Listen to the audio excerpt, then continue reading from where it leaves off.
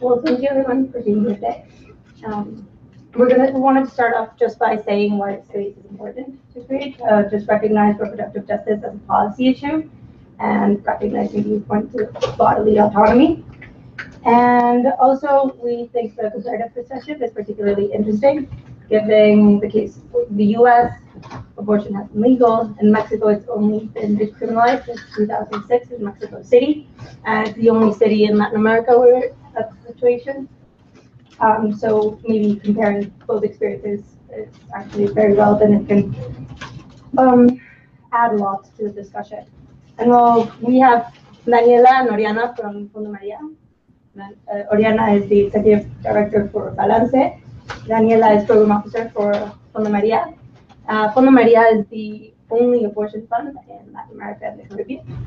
They have helped over 7,000 women in Mexico have legal access to abortion, and as well as from the region and other continents, if I remember correctly. They've also trained 7 generations of doulas in Mexico and 3 generations of volunteers and helpers.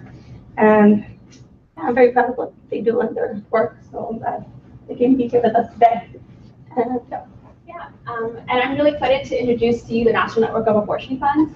Just to give some context, my name is Amanda. Danny and I are both MPPs of the Harvard Kennedy School. And I've been familiar with NNAF for years. Previous to coming here, I was working with Planned Parenthood, doing a lot of community organizing work and policy. And we always look to the expertise of folks on the ground. And for us at Planned Parenthood, that is abortion funds. Because even though abortion is legal, that doesn't mean it's accessible for everyone because of the cost, because of transportation, and because of other barriers to people accessing healthcare. So what the National Network of Abortion Funds does is that they support and cultivate the leadership of abortion funds all across the country. There's over 70 of them to date. We have some rockstar volunteers here from some of those funds.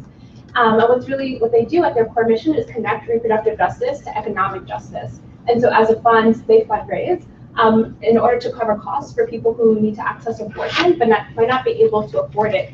And some member funds also support with transportation costs and housing costs, recognizing that when a person might need to access an abortion, they might not be able to do that in their own hometown. They might need to travel to another state, city, or even to another apartment in order to be safe from their own family and their friends. And so what's really incredible about what NNAF does is that they, again, are fundraising. They're looking critically at public policy at the federal and the state level, and they're community organizing. And so who we have with us here is Rockie Gonzalez, who's the organizing manager at the National Network of Abortion Funds, to give us their insight. so we wanted to start the discussion by asking. So we wanted to start off, and the format, what we'll have here, just so for all of you to know, is that we'll ask about 4 questions that we'd love to hear from the Maria Fund, then NNAF, and then we'll ask another question, and then we'll be able to open up for Q&A from everyone. And we'll be turning back and forth between you all in person and people on the screen. So can you just, for both of y'all representing 2 different countries and experiences, can you tell us a little bit more about what's at stake in your political climates when it comes to the risk of reproductive justice? Fondo MARIA, Dani and Oriana, if you would like to start off the conversation, and then we'll move on to Rockie to talk about the U.S. Can you say again the question, because I was preparing for the different question, but just again. Yeah, so what is the current political climate that's really impacting reproductive rights and justice in your own community? Okay, you changed the question. That one I know, but it's great. Yes, I think that it has to do in Mexico. As you know, Catholic and religious beliefs are really strong, and they have a very strong impact in the politics. So it's very hard to have actual scientific and evidence-based laws, though most of them are always based on the personal beliefs of the politicians, or they are exchanged for something else that has to do that has more value for them. So in general, it's something like if someone else has more power, or they can offer them more money. Usually, it comes with money.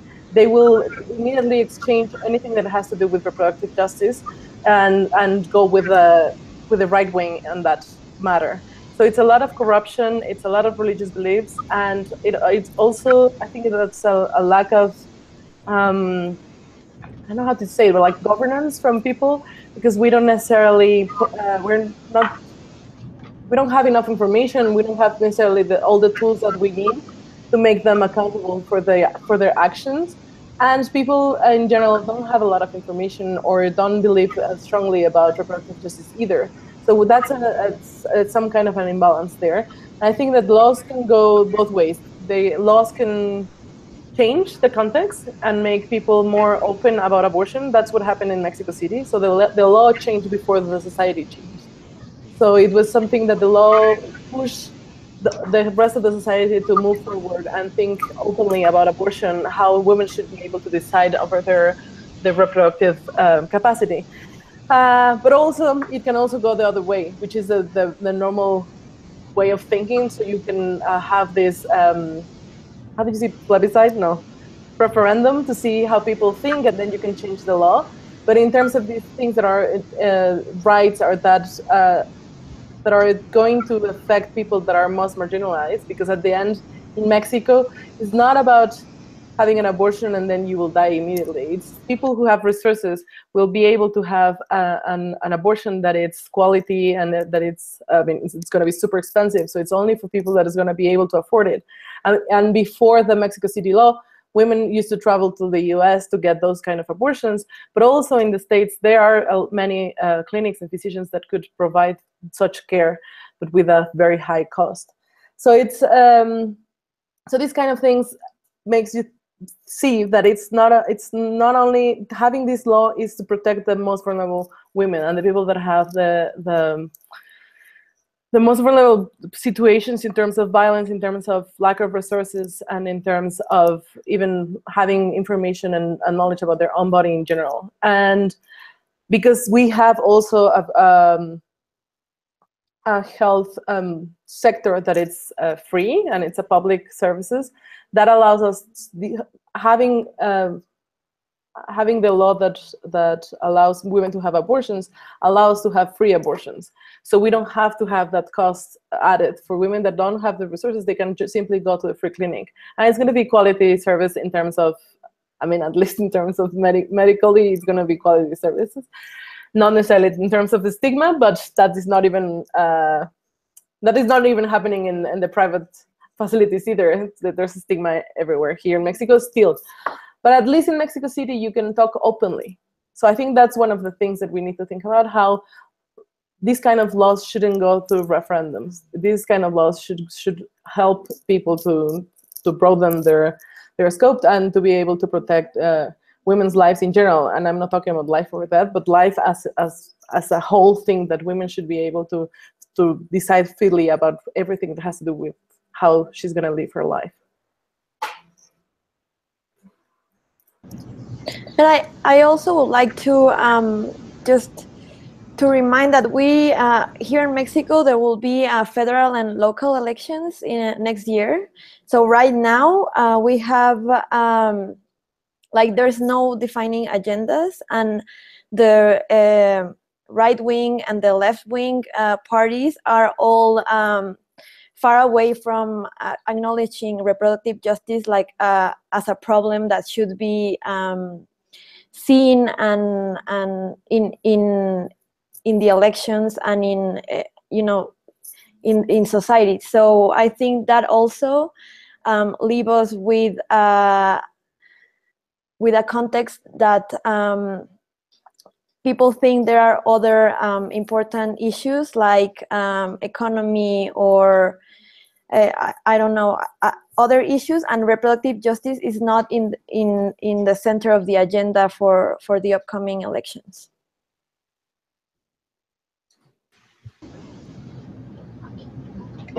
Rockie? Gracias, Daniela. I already Good afternoon. Again, my name is Rockie Gonzalez. I'm based in Austin, Texas, and I'm the organizing manager for the National Network of Abortion Funds. And just for a little bit of context, I am also a founding member of the Frontera Fund, which is an abortion fund that serves the lower Rio Grande Valley. This is the area on the border of Texas and Mexico, down in South Texas, spanning from Brownsville up to Laredo. It depends who you ask.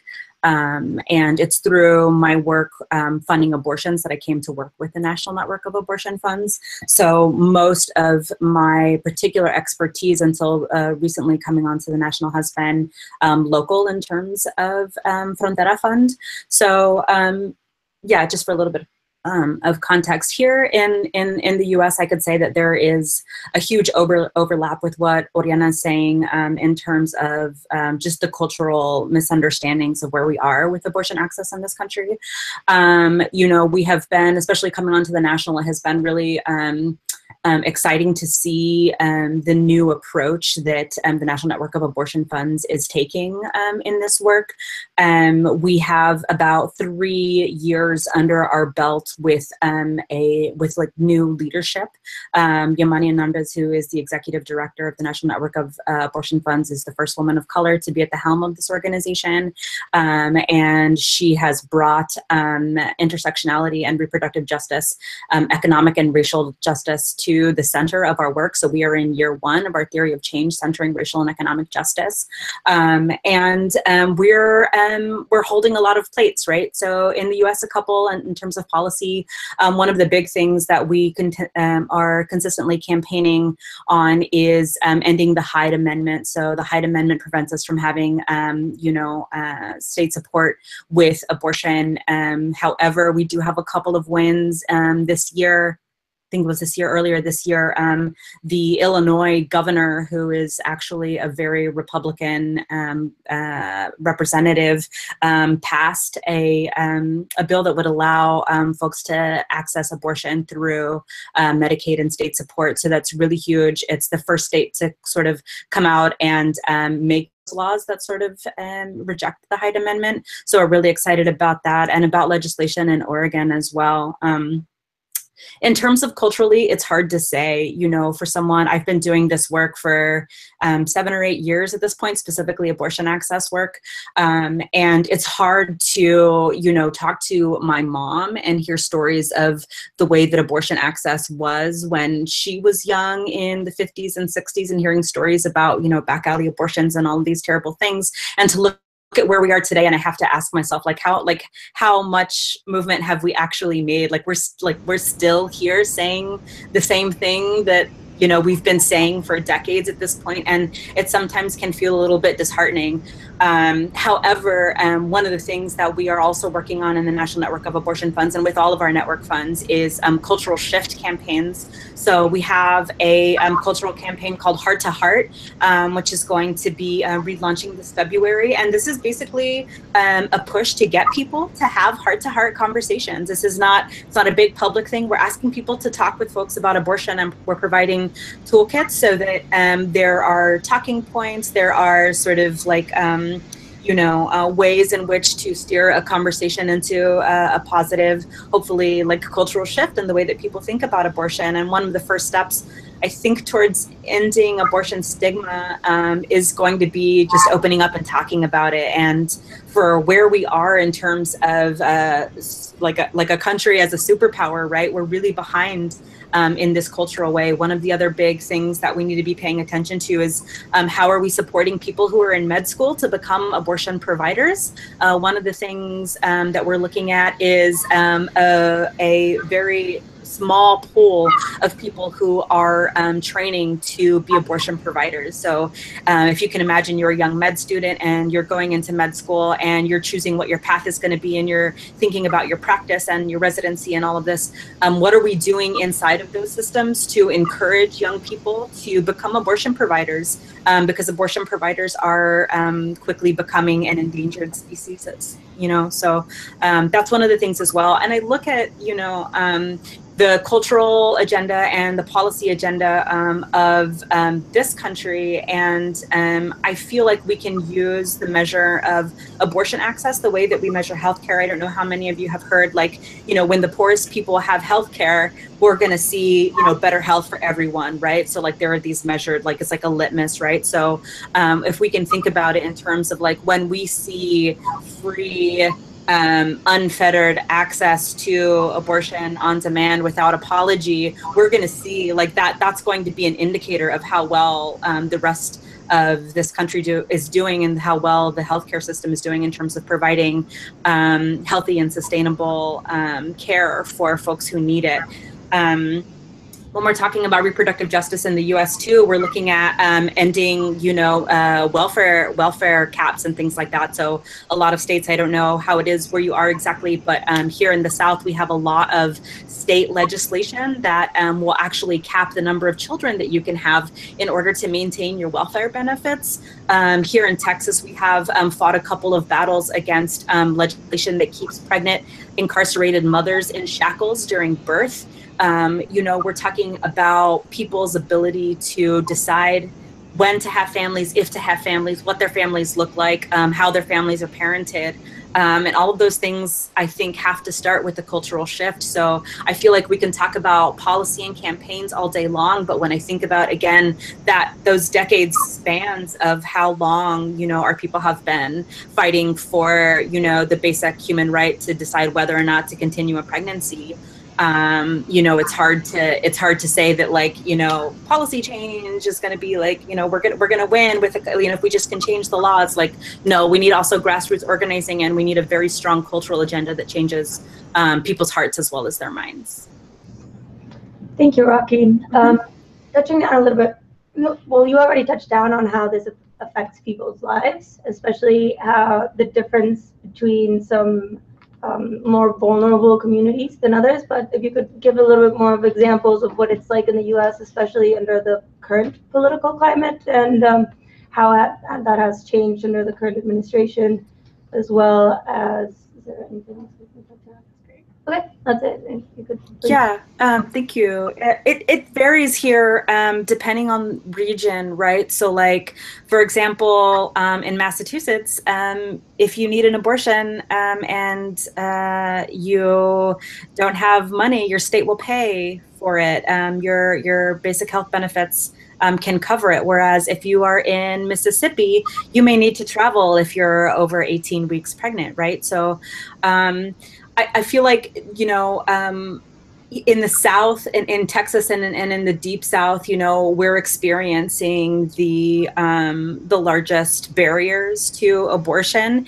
And I would say, even if like if you were to look at someone who is wealthy who lives in Mississippi and someone who maybe is on welfare who lives in Mississippi, if either of those people were, you know, pregnant over 18 weeks, they would still have to find a way to travel to another state. And of course, there's more barriers for someone who has less economic means, but it varies depending on the region and depending on state laws, which is one of the reasons that ending the Hyde Amendment is so important, because that's a federal transition from like state power, right? So it's hard to say. We have 70 member funds across this country, and each fund is so unique in the type of support that it provides. So we have practical support funds. Practical support funds are funds who raise money and train up and get volunteers to provide transportation. So these people will actually show up, pick you up, and take you to the clinic and take you home, or take you to your hotel or wherever it is. Sometimes practical support funds will raise money to fly you to where you need to go. We do a lot of that here in Texas, is flying folks to New Mexico or to Colorado or to other places when they're past the 18 to 20 week bans. And in other places, you know, folks are looking more. So in some places we're looking at like these actual like physical distances that they have to cross to get to where they need to be to have an abortion. And that includes maybe having their kids taken care of. That includes whatever it costs for them to get a hotel. That includes, the food for the several days that they have to be off because there's a 24-hour waiting period and all of these things. And so when we look at what are the impacts like, we're talking to our funds, right? Each fund has such a different report back for us. Some funds are 3 people who are running on volunteer power. Some funds are clinics with full staff and big foundation support. And so there's this huge range of funds that we're working with. And when we get back these sort of because we're always talking about impact, right? What is the impact? What is the impact for our funders and for, political campaigns and stuff like that? Folks always want to know what the impact is. But the truth is that it hasn't shifted a whole bunch, from the late 1950s to now. We're looking at, there has been, some changes and really good sort of forward movement in terms of healthcare and the procedure itself and regulation and things like that. But it's hard to say in areas where folks only have one clinic in their state, or for example, in Texas, where they live over 250 miles from an accessible clinic. It's just going to depend on where a person lives. But one thing that we know for sure is that the way that policy is being arranged and the way that this country is moving politically, folks with money essentially will still essentially be able to access abortion when needed, whereas folks without will not be able to. And unfortunately, that's kind of been that line, right? The one that we've been dealing with for so many decades. And so we're looking at the way that forced birth impacts people. And it's, again, a cultural issue because what we want to do is get folks on board who generally wouldn't be okay with abortion. And in order for that to happen, we have to really be very careful about how we talk about what impact means for folks, and make sure that language that we're using is I don't like the phrase culturally competent because that doesn't make any sense to me, but that it's appropriate for that community. And so I will refrain really hard from making statements about impact for a larger community, except to say that folks with money will continue to be able to access abortion because it's legal, that's in the Constitution, and people without money will continue to struggle. Thank you. Well, the same question for Daniela and Oriana regarding how this is affecting people's lives in Mexico. In Mexico, what is the difference between Mexico City and other states outside of Mexico City? Maybe you can also talk about indigenous communities and what is happening there. Well, I think that in general, a thing that affects is the idea of motherhood in general. So if you get pregnant in Mexico, you wouldn't think that you have the choice to terminate it unless you were in extremely dramatic circumstances. So we have this idea that if you get pregnant, then you become a mother, which is something that we're trying to break that idea from the ideology that we have. But I think that it's still very present and it's still very relevant, especially outside Mexico City. In Mexico City, because the law is more. It's known now that we have 10 years of the law. I think that people are more aware of it, not because the government has made any effort to disseminate the information, but just because it's part of the public agenda.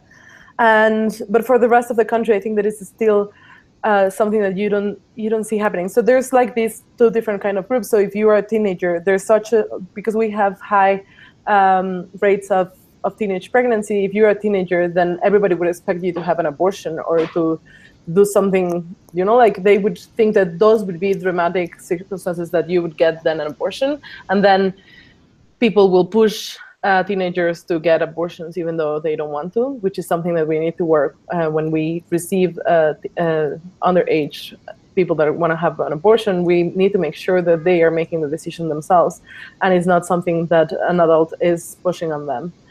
And so it's the more autonomous that it can be, that they are aware of what's happening, that they are aware of what they want and what they really want, and that it's not automatically that if you have a child when you're a teenager, then your life is a waste or something like that, because that's the speech that even other, like even organizations that are working on sexual and reproductive rights are still saying these kind of things. So, I mean, and then imagine the government, right? So that's one part of the deal. But the other thing is that then if you're already a grown-up, or if you already have a job and you get pregnant, then why would you have an abortion, right? Or if you're already married, why would you have an abortion? So this idea of maternity as a destiny and something that just, it's almost this idea, the religious idea that you're going to have the kids that God sends you. And it is a fact, and it's something that it's performed without a question, and you just, it's this idea, you just assume that you're going to become a mother, so it doesn't matter when it happens. And some of the teenagers also that wanted to have the baby, it's because of that. We also don't have many options and opportunities. So if I already know that I'm going to be here living with my parents anyway, because there's no opportunities for me to do anything else or anything different. Why would I go to college and everything else so that I would end up in the same exact house and doing exactly what I do now? Like, I can be from washing somebody else's clothes to, like, or working on the little store in the front of the house or whatever. Then why would I wait to become a mother if I can be right now? Because the idea is that you're going to be a mother. So, and that applies for everyone. And I think that that's something that we need to change. And that includes talking about adoption more also, and to see the three options, that every time that you have a pregnancy, you can decide those three options. But then adoptions here in Mexico, it's messy and it's bureaucratic. And we don't go into that kind of work.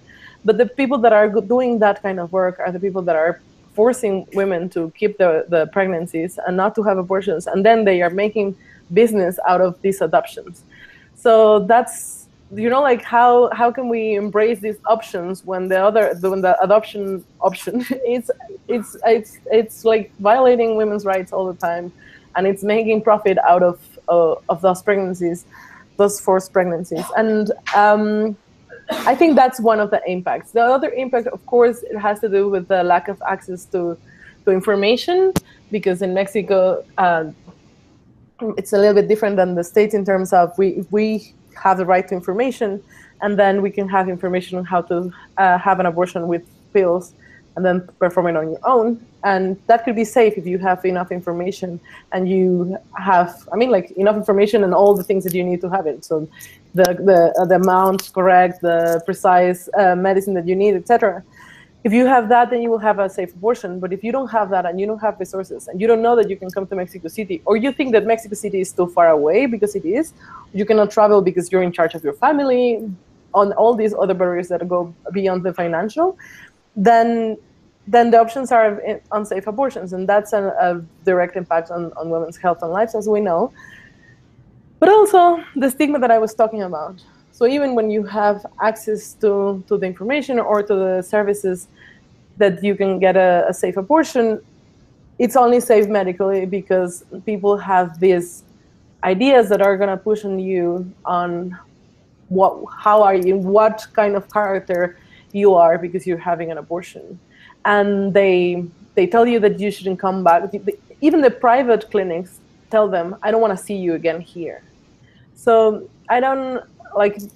there's such a stigma that you're even profiting from this woman having as many abortions as she needs, and you are actually imposing your ideas on abortion is wrong, and then you're decided not to even profit just because you think that abortion is bad, which then you shouldn't be working in an abortion clinic at all.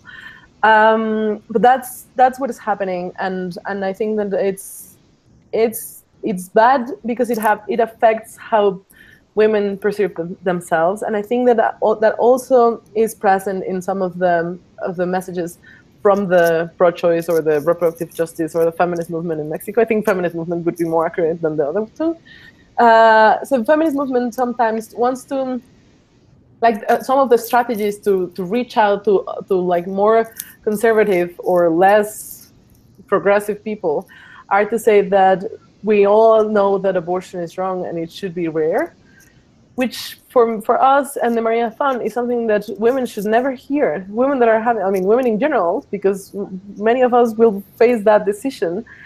should never hear from a feminist, because we represent basically the people that are supposed to be behind women's choices, and we're saying that it's wrong and that it should be rare, and we're not then respecting, or we're putting a lot of baggage and moral on that kind of messages that are then impacting on how women see themselves when they need to have an abortion. The other thing is that there's a strong push for contraception in general, which is also against women's autonomy. And it has to do with this idea of I don't want to see you here again, and the abortion should be rare. And then in a moment where they are facing all these fears because we don't have enough information on how abortion happens in general. So the ideas that women come up with about abortion are rivers and rivers of blood, and they might die. But even though they're coming because they decided that they don't want to be pregnant, so they are thinking they're putting their lives at risk. They are already facing all those fears, and then the stigma that people are expressing towards them, together with the anti-choice groups that are outside the clinics, making lies and making them feel bad. And then you're telling them not to come back, and then they need to, and then it's a requirement that they choose a contraception. And the offer is for long-acting contraception. This is something that it's a nuance, because we do want to have contraceptives in the clinics. We do want a full range of contraceptives, including LARCs, but we don't want those to be the only ones, and we don't want them to be pushed onto women.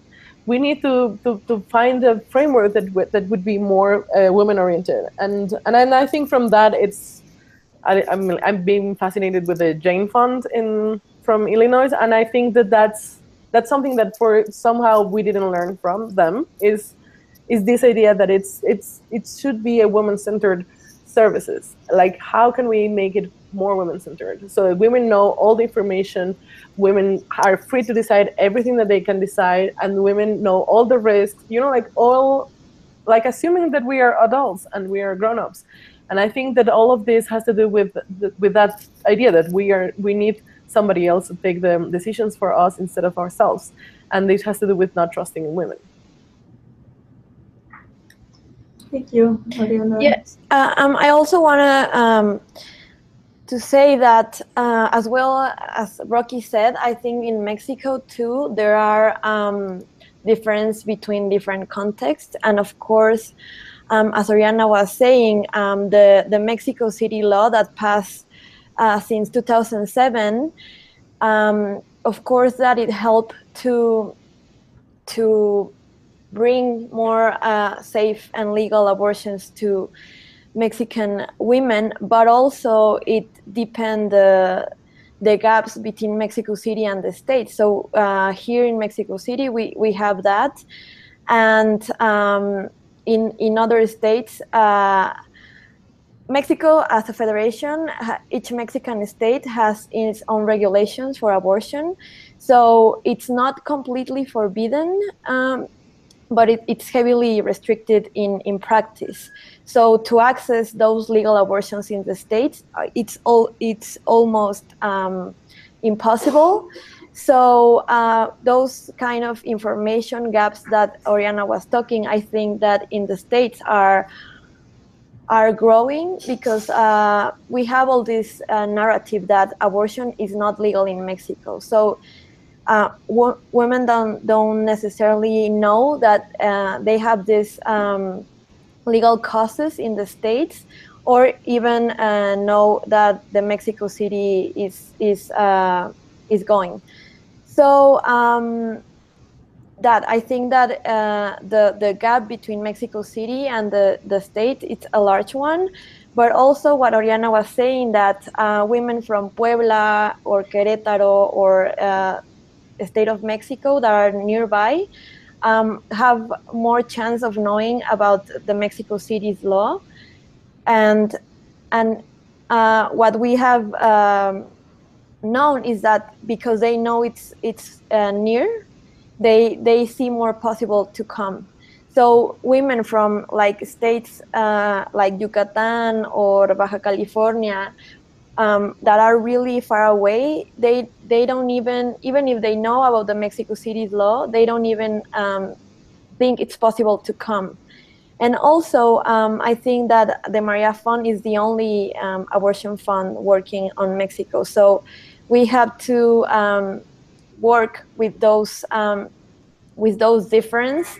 That, of course, is not the same the north part of Mexico than the south part, and regional differences. And I think also there's a lack of, as Oriana was saying, supportive environments for women who return to their home after they come to Mexico City, but also a lack of national and local organization outside of Mexico City to face the bills that have been passing since 2007, that the Mexico City law passed in the states to add the protection of life since from conception. So these laws, their objective is to put more barriers legally to women to access the legal causes in the states.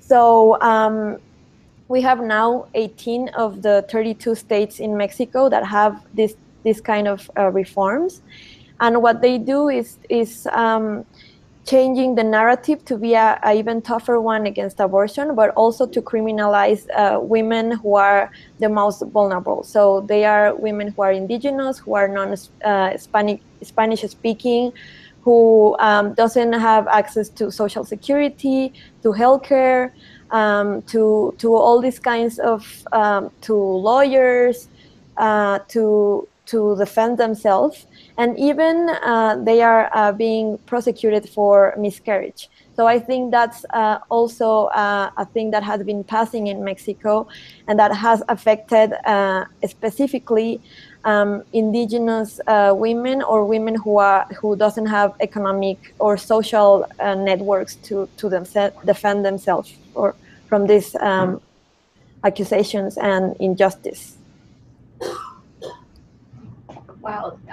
Thank you so much, the three of you, for sharing that landscape. What I really appreciate is that you all are talking not just about politics or policies or the tension between the state and the federal government in both countries. You're talking about how it's impacting, and I use that word lightly, people's day-to-day lives, right? I think that's really beautiful. Everyone here in the room, we care about policy and politics in some way, shape, or form, but I think it's important to see how community resistance is really a huge piece of the cultural stigma, and I really appreciate both of the organizations for doing that. So my next question is really, can you tell us more in detail about how abortion funds, in particular NNAF, Maria Fund, or other funds you've been working with, really cope with these challenges that you've named and are resisting the barriers in order to create more good for people accessing abortion? Yes, thank you. From the abortion fund's perspective, it is like it's a constant, ever-changing landscape, right? So the National Network of Abortion Funds, we do have an abortion fund where we do fund abortions directly, but I'll speak from my deeper experience in being a founding board member of Frontera Fund. Frontera Fund was founded in Texas around the HB2 debacle and the Wendy Davis experience. There's a ride these days, apparently. No, I'm just kidding. There's no Wendy Davis ride. But that's when Frontera Fund was founded. And since that time, there has been so much shift and change. The clinic that we defend in South Texas is a clinic that was given an exception to the HB2 ruling because of the distance, essentially, because women in the Rio Grande Valley would have to drive over 250 miles to get to the nearest clinic in San Antonio. And so since that time, we have had to adjust who we support, the kinds of support that we offer. And one of the amazing things about the network and being a member of the network has been the changing landscape in the last many years has really allowed us to do a lot of cross-fund collaboration. So for example, Frontera Fund started off as a practical support fund wherein we paid for travel and lodging for people who were traveling either in or out of the Rio Grande Valley to get abortions. In the Rio Grande Valley, some people from like Corpus Christi in South Texas traveled to the valley for their abortion, whereas many people are traveling outside of the valley. So we were transportation and hotels for those folks.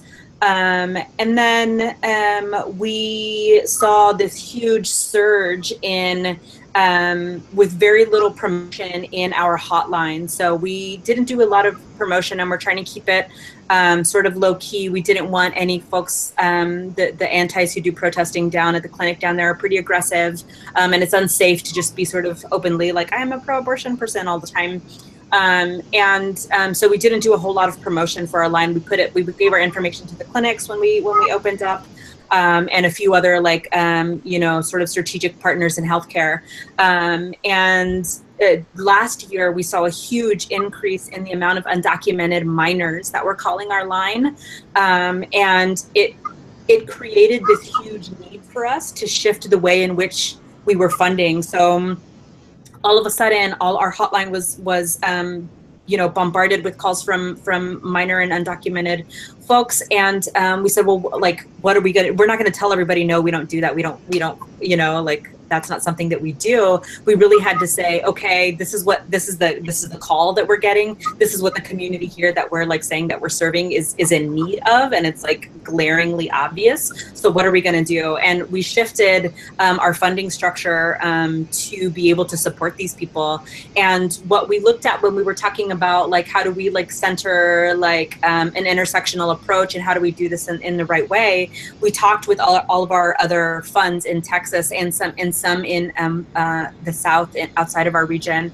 And we started doing these amazing collaborations where we would say, okay, we have a caller here who is 14 years old and she's undocumented and she's in the custody of her brother because her parents are in Mexico, and she's beyond our week ban and needs to go to Colorado. So what do we do? So essentially my fund has now started to pay for her and her guardian to fly or bus to wherever it is they need to go. We pay for the hotel and we pay for the procedure. And if we have to give them a stipend for food or childcare, we do that as well. And then we turn around to our to the other funds in Texas and to funds all over the country. We have like secret Facebook groups and all kinds of ways in which we communicate, and we say, hey, we just dropped $5,500 getting this young girl an abortion. Like, do any of the practical support folks want to pitch in to help cover some of the flight that we paid for? And people pitch in and they show up, and funds really have this sense of community. Like,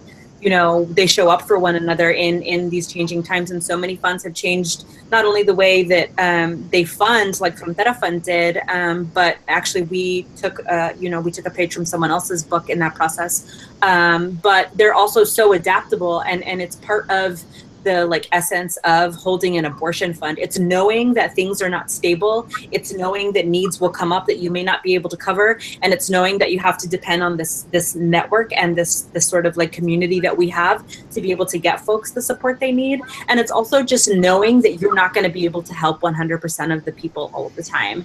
And that can be really hard to do. But I think that we have a really beautiful mechanism for coping, and that's depending on the Abortion Funds Network and one another. And also we do special calls. So if something comes up and folks just don't have the funding to fund it, we will just put an emergency call out on Facebook and through our social media, and we'll say, hey, Maria needs her abortion and we are $3,000 short. This is an emergency situation. Can you pitch in? And our followers and our supporters out there, they will pitch in, and we will raise the money in 24 hours and 48 hours to get our Jane the abortion that they need.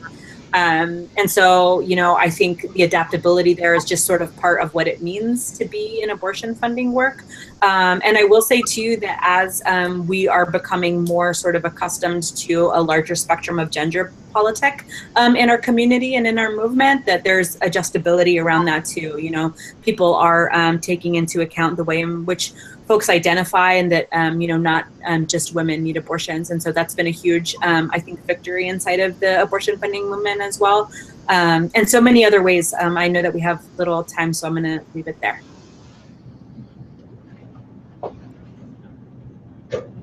Dani and Oriana, would you like to comment on the same question? Well, I think as the only abortion fund working in Mexico, we also have been coping with being flexible and always putting women's needs in the center of our work. So I think that's a very important shift in terms of not only our organization, but the way that people like to see how abortion is portrayed. So we focus on women's needs, and depending on each case, we support that person.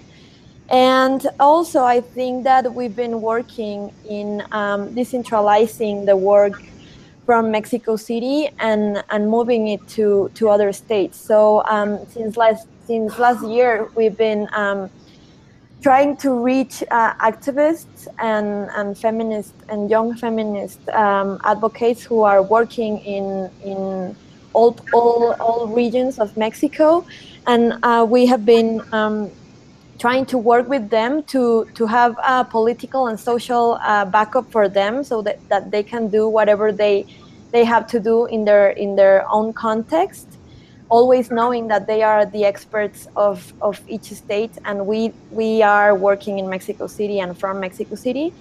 And I think that supporting this young activists from the states have really been a shift of how we work, and really trying to understand that we cannot keep doing things from Mexico City only, but also in the state we have to have all these changes, not only from policy or in the laws. Of course, we want another state or all the states to have a law like Mexico City, but we also are trying to work so that the social context changes. But because what we think is that women that the Maria Fund supports come to Mexico City and are, you know, fully supported in what they need and what they want, but then they go back to their lives that are, you know, probably intersected by economic inequality or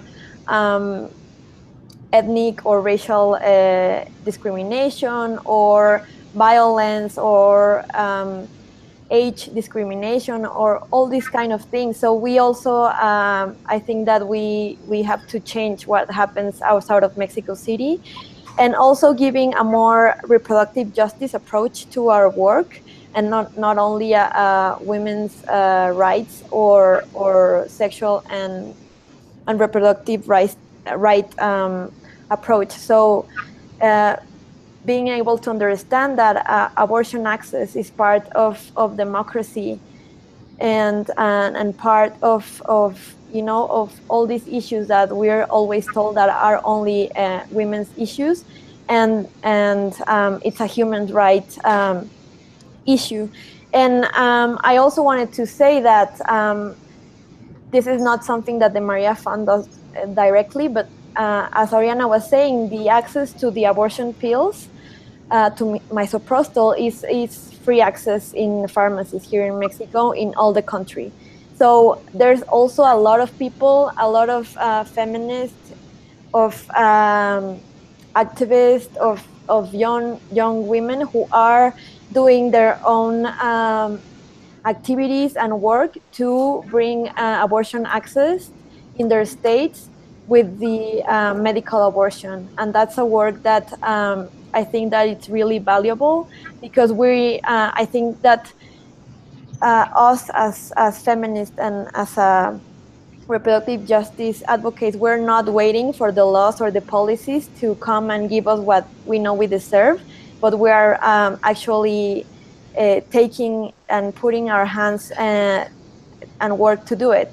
So I think that that is also a thing that it should be noted, because there's like a lot of mostly young feminists who are doing this work, and that it's really valuable. And I think that it's one of the most relevant coping mechanism to the actual political context.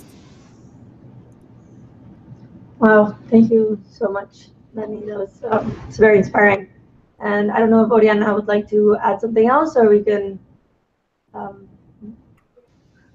mean, I just wanted to do some specific clarifications, but that are not necessarily relevant only to this one. Just wanted to say that it's also, there are other countries in Latin America that have access to legal abortion, and the most recent one is Uruguay. And I want to talk about Uruguay because they had this, at the beginning, before the law, they had this strategy to have information on how to use misoprostol before, and then the woman left and had an abortion, and then they would check with the gynecologist afterwards to see if everything was okay. So they have this risk reduction strategy that was used by the government before the law. Now it's now still the government, now that it's legal, still the government is only using medical abortion, and they are not using DNC or vacuum aspirations at all. They're only providing medical abortion, which is not what we want either. I think that the idea of having options for women is what we want. Just wanted to say that example of something that happened elsewhere in Latin America. Okay, great. Before we close, I just want to open up a space for questions. If anybody in the room has any questions to ask Oriana, Rockie, or Daniela about the U.S. and Mexico, how we're living reproductive justice in such a different way. So, Katie? Thank you all three of you for being here. This is really cool, and the organizers. I am curious, we heard about sort of what the community aspect of the effort what is in the United States, and obviously, NNAF is connected with the Maria Fund, but I'm curious, since you're the only fund in Mexico, sort of what is that like, just in terms of organizing with other organizations? What other types of organizations do you work with? Like, how do you make sure that you're supported as the only one? I mean, the idea is that we are the only organization that has specific funds to provide abortions, and that it's an open fund that women can just apply for it. And I think that that's very specific for us. But in general, in the whole country, there's many strategies that are giving accompaniment or that are giving information to women to have safe abortions. There's also these big organizations that work on abortion, like historically. They are based in Mexico City. They're large organizations, and they are organized within themselves, like dividing like the kind of work that they do. So there's one that is specific to work with medical providers. That's IPAS, and we have the IPAS Mexico. And then we have the other one that it's also in the States, is Pop Council, that they're doing research. And then we have HIDA that's doing the law reform part. Then Equidad that's doing the community part, and Católicas for the right to choose that it's doing the religious part. And I think that, I mean, like, we are like kind of in between the more autonomous hotlines and the accompaniment hotlines that are in the States, and with institutional organizations that are larger. But we're working with both of them, and I think that it's kind of a good mix. So we can talk very institutionally and very like from a NGO, and we can also talk with a more collective and more radical ways of organizing in the States. And I think that that's relevant in the sense of, I think that it's also a lot of resources in Mexico City, and what the Maria Fund is trying to do is to also diversify and to make sure that everything, the information and money and everything else is also going to the local activities and not staying only in Mexico City.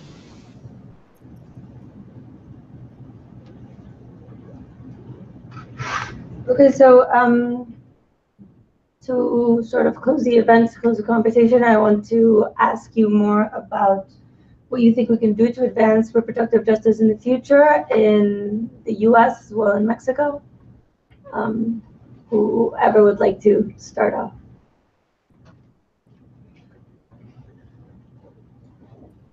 I can start off, I guess. That's a huge question.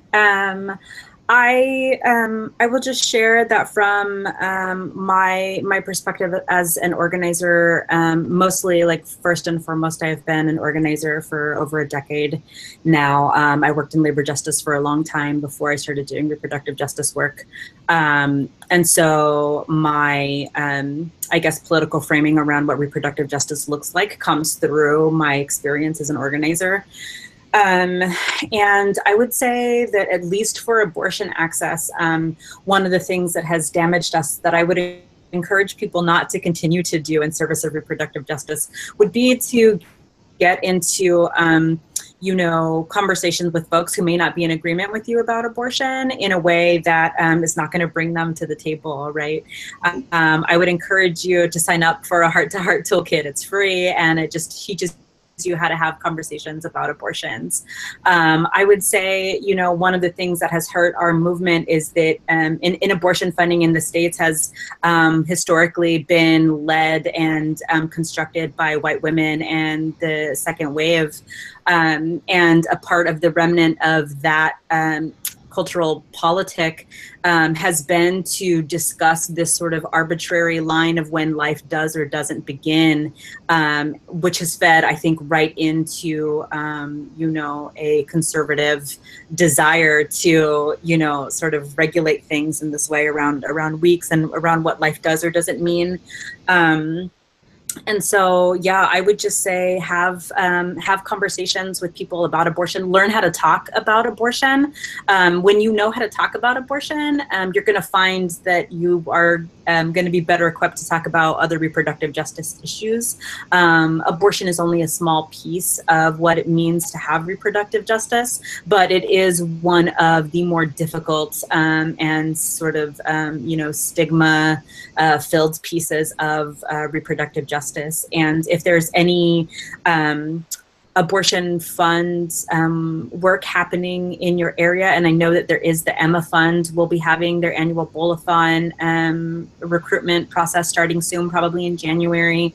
Get involved and encourage people that you know, specifically queer, trans, women of color, and of different abilities, to take leadership and trust women of color who are in leadership, and put them in leadership, and put queer people and trans people in leadership, and listen to them and trust them, and because they know what they're talking about, and understand also that intersectionality just is not just about you know, layers of oppressions, but it's about layers of knowledge that we have. If you study intersectionality or race at all, I would encourage you to study Patricia Hill Collins and to understand how intersectionality is about the power that someone holds in their intersectional identity, and not just about the oppressions that they're carrying. And understand those things and incorporate them into everything. And there's a new book that I'm looking to getting soon that I've just heard about, and it's called How All Politics Became Reproductive Politics. It really, I think, is supposed to outline the way in which everything is reproductive, like literally everything is reproductive justice, right? Like everything, everything, everything. And so understanding reproductive justice not as one movement or as a theme or as a place to work, but as a life philosophy for those of us who want to center racial, economic, gender, ability, and all the other things justice. Rockie, you mentioned that it is important to learn how to have conversations about abortion. Is there any key advice that you would share with the room about how to do that? Yeah, I wouldn't go over it all right now, but I can certainly send some materials. I would say understanding what abortion looks like where you are at in your state, and understanding what abortion access and its restriction looks like in different regions. So I would specifically highlight the West, the South, and the Midwest. To understand the way in which different communities and regions are impacted. And yeah, I would say understanding the nuances of the way in which the Hyde Amendment prevents us from having a larger spectrum of abortion care. And yeah, I would love to send you all the toolkits that we have for heart-to-heart conversations so that you can have them with one another. And it gives you really good tips on how to respond when someone says one of those sort of triggering kind of things about abortion, access, or reproductive justice, and to be in practice with it, and to you know, share that with as many people as you can. Thank you. Well, Dani, Oriana. Yeah, I think one of the things that as I started was about politicians and how they can hide sometimes their real beliefs on abortion, and for me that hides their real trust in women and the real interest in women. So I think that one of the things that we could do always is to ask politicians about their position, and so that they know that we're going to vote against them or for them according to that. And also talk openly about abortion. I think that one of the things that happen is that we expect people to tell us about their abortions if they need support, and that's not necessarily going to happen if they don't know that we are pro choices, no, in general. So I think that if they know that we're going to be supportive of them and that we're going to listen with lots of respect and love, and that's something that then people will eventually come to us and tell us if they need to, and that's something that we need to leave the door open for that to happen. And I agree with Rock. I mean, I agree with everything that Rocky said basically, but I just want to emphasize that you can donate and donate locally for the abortion funds, so that that's local support, but also abroad. Since I'm in Mexico, and I just want to say that it's a big difference to have donations in dollars, and with a very few money, you can make an actual difference for the Maria Fund. So please consider us too. Dani, you want to say something more, no? Yeah, I wanted to, again, I'm in agreement with everything that Oriana and Rocky had said, but I think that most of the time we feel like we are not activists because we are not on the streets or in the protest or you know, in whatever actions of different movements. And I think that we are activists, like doing this kind of spaces where you can talk about it and bring questions and have safe spaces to do so, is an activist movement and action. And talking to someone in our family that needs an abortion and being having the information and, you know, like guiding it through the process of having an abortion is doing some activist work. So I think just a friendly reminder that most of the time we feel like we're really far away from all this, from the reproductive justice movement or other social movement, and it takes not so much to be part of that. And I think that I will end this saying that this kind of spaces, and thank you to Dani and Amanda for bringing this, are part of having a part on the reproductive justice movement, and specifically in the abortion access movement, that sometimes we feel that it's too far away. And of course, that if you have any further questions, we will be well, I will be totally available for any other information that you may need. So thank you so much for being here, and thank you to Dani and Amanda and Rocky and Oriana for being here too. And thank you for coming. And Gracias. thank you all so much, and thank you all for coming. Something that I appreciate about the three of you and what you've been talking about is that these organizations model that the communities most impacted should be leading the change. simple as, I think it's simple as direct as that. And like, especially Rockie mentioned it, that like, trust women of color leadership, trust trans people, trust queer people. And I think too often when we think about political change, we're not thinking along those lines. And so for me, my takeaway from what you all said that I want the room to leave with is that one organization can actually do direct service. They can also fundraise, they can also hold political power and change hearts and minds and support people's well-being. Like, it's possible to do it all at the same time. So it's important for all of us to think about our role as policy leaders and thinkers. How are we incorporating all of these like multi-pronged approaches and the way we're creating the change for all of us? Also, as y'all are going away for like winter break or holidays, and people want to like do some good and donate, promote these organizations. I think any donation will be really great for all of them. So thank you all.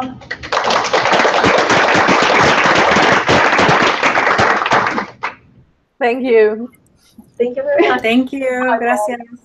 Gracias, Nani. Gracias.